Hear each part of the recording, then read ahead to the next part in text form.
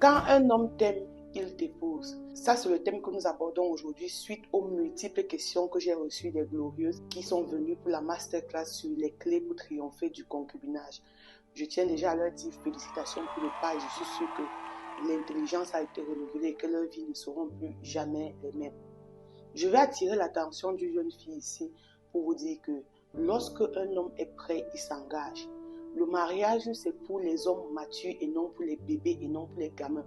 Donc, si un homme vient vers vous pour vous courtiser, il doit avoir la capacité de pouvoir vous épouser. Dans le cas contraire, c'est un plaisantin, c'est quelqu'un qui ne sait pas réellement ce qu'il veut dans la vie. Et j'ai reçu des questions du genre, et s'il n'a pas les moyens pour le moment, et si c'est sa situation, il faut essayer de le comprendre aussi. Il peut être bien engagé, mais il est en train de prendre son temps. Il peut être bien engagé, mais il n'a pas encore les moyens.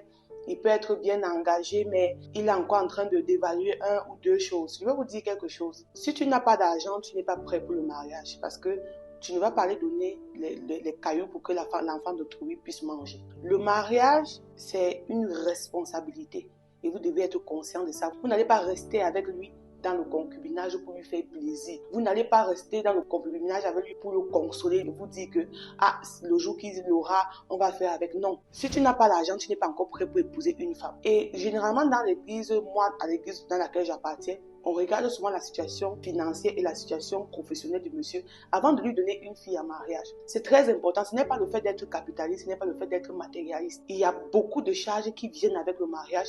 Il y a beaucoup de responsabilités émotionnelles, matérielles et financières qui viennent également avec le mariage. Donc, vous ne pouvez pas rester avec quelqu'un par pitié pour dire que non, le jour qu'il aura, il va m'épouser. Restez chez vous et le jour où il sera prêt à venir vous chercher chez vos parents, qu'il vienne. Donc, il n'y a pas de pitié dans cette affaire. Donc, qu'est-ce que je veux dire à une jeune femme? Lorsqu'un homme t'aime, il t'épouse réellement. Je vais prendre ici le cas de Jacob qui va chez Laban, son oncle, pour travailler. Et il arrive chez Laban. Laban avait deux filles, Léa et Rachel. Et Léa, c'est l'aînée et Rachel, c'est la petite sœur. Jacob dit que je veux épouser Rachel. Elles étaient deux dans la même maison. Mais le jour du mariage, Laban va changer les filles. Il va donner Léa à la place de Rachel. Lorsqu'il va faire cela, après la nuit de noces, c'est là où Jacob se rend compte qu'on l'a trompé. Qu'est-ce que Laban va lui dire? Il va lui dire que travaille encore 7 autres années pour avoir Rachel. Ça veut dire quoi? Ça veut dire qu'à la fin de la journée, pour épouser Rachel, Jacob a dû faire 14 ans de labeur. Et ils étaient tous dans la même concession, c'est-à-dire que tous dans le même harem et tout. Mais on n'avait jamais suivi un jour que Jacob a couché avec Rachel. Il a pris le temps de travailler encore 7 autres années pour la femme qu'il voulait réellement. Pourquoi est-ce que toi tu te donnes moins cher? Et j'ai toujours dit que le fait de vivre avec un homme avant le mariage, ça relève aussi d'un manque de confiance en soi. Il y a beaucoup de raisons telles que j'ai reçu des femmes. Il y a beaucoup de raisons. Mais je leur ai dit, il y a un problème de manque de confiance en soi. Il y a un problème créa d'identité. Et on a résolu ces problèmes-là lors de la masterclass. Donc si tu veux cette masterclass-là, l'enregistrement est disponible. Il faut tout simplement cliquer dans la barre de description et passer à l'achat. Je vais te prendre un autre exemple, l'exemple de Joseph avec Marie. Lorsque l'ange leur donne l'autorisation de partir, de prendre sa femme, de partir avec elle, Joseph n'a point connu Marie jusqu'à ce qu'elle ait enfanté le Messie. C'est-à-dire qu'un homme est à côté de toi, il est patient. C'est ce genre d'homme-là auquel tu devrais aspirer. Pas des gens qui viennent te mentir, pas des gens qui viennent te fanfaronner, qui viennent te dire des belles choses, des belles paroles dans les oreilles pour que tu sortes avec eux. Si un homme t'aime réellement, il va t'épouser. Arrêtez de vous donner gratuitement aux hommes. Arrêtez de vous livrer comme des proies faciles. Et je vais toujours vous dire une chose, c'est que la rareté crée la demande. Tout ce qui est trop accessible est toujours moins cher. Donc si tu prends la décision de te donner librement, d'être toujours disponible, on ne te reconnaîtra jamais à ta juste valeur.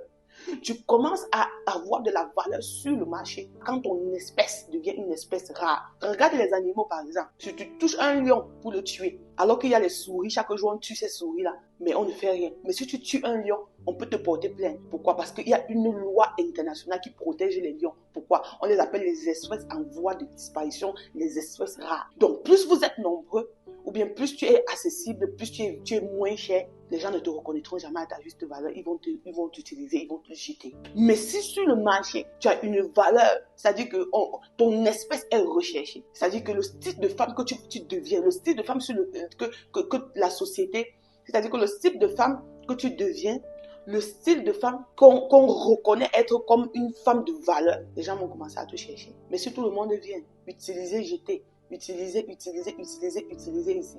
Même l'homme marié avec l'homme, le gars avec qui tu es là, tu dis que non, il va m'épouser un jour. Il ne te respectera jamais à ta juste valeur. Parce qu'il sait à la base que tu n'es pas une fille de principe. Parce qu'il sait que si tu avais été une femme de principe, tu lui aurais dit non dès le premier jour. Et c'est comme ça que moi je me suis mariée à l'âge de 21 ans. Qu'est-ce qui s'est passé à l'âge de 21 ans? Quand j'ai rencontré mon mari à l'âge de 20 ans, parce qu'il m'épousait 6 mois après, j'avais déjà 21 ans.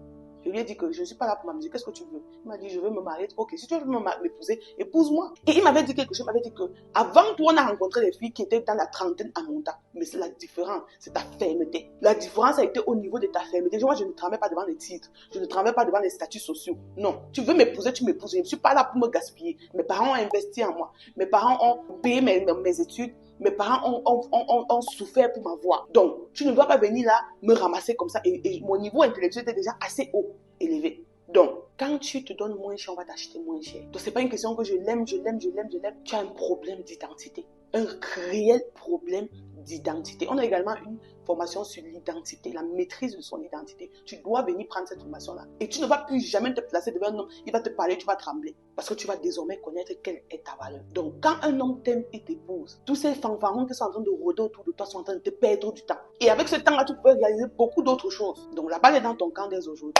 Je te prie de t'abonner, de liker la vidéo, de la partager autour de toi à certaines filles qui sont encore en train de douter de leur identité, de douter, est-ce que je pars, est-ce que je reste avec le monsieur, est-ce que je reste dans le concubinage, est-ce que c'est ça? Envoie-leur cette vidéo maintenant. Et pour tout besoin, conseil, pour tout coaching, le numéro du ministère Mariage Glorieux est dans la barre de description. Que le Seigneur vous bénisse et on se voit dans une autre vidéo.